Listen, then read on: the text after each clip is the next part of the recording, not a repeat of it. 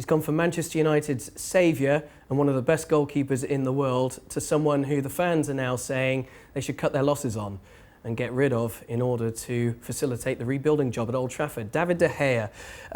Perhaps unfair to talk about the Champions League second leg game against Barcelona as being really the only thing that's relevant. It's not, of course, but it did kind of lay bare where the problems are at the moment in his confidence. Yeah, and listen, on the one hand, Manchester United were going to lose to Barcelona regardless of De Gea's mistake yesterday. All that being said, given everything that's been going on around David De Gea over recent months, you kind of understand the feeling of some of those fans.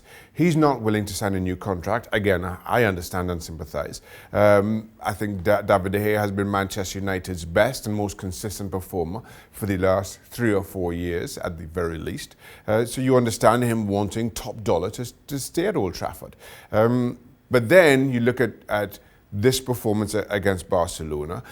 He's had a couple of the mistakes uncharacteristically during the course of this season. You think of the task at hand for Manchester United to get back amongst Europe's elite, and you think selling David De Gea and cashing in on one of your more valuable assets makes perfect sense.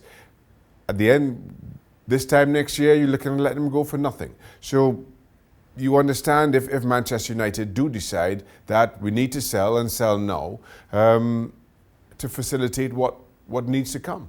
Do you think it would be the right move? If you think long term, he's 28 years of age and, you know, this might just be a blip that they can sort out with a better contract and him rising his performance levels again for next year, or would it be best to just get him rid now? Well, listen, from David De Gea's perspective, if I am Manchester United's best player for the last few years, as I mentioned, and I'll stand by that, and my contract is winding down, and I'm looking at going on a free transfer, and I am negotiating with Manchester United about my own new contract, my sights are set on what Alexis Sanchez is earning. I am a far better player than Alexis Sanchez, I'm sure of that, and therefore that's my starting point.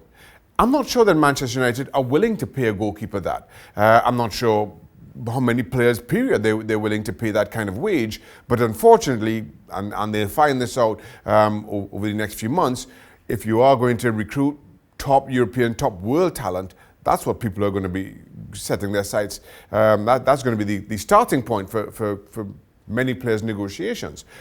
So that being said, it makes perfect sense. If you can't afford to pay a goalkeeper that, you're looking at losing him next year on a free, it makes sense.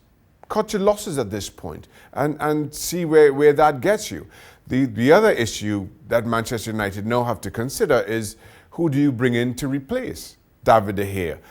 You have to be looking at somebody who is equally as good.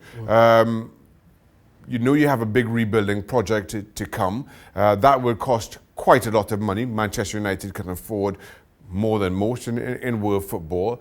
They've been linked with Jan Oblak as the preferred replacement for David De Gea. News coming out over the last couple of days that Oblak has signed a new contract with Atletico Madrid.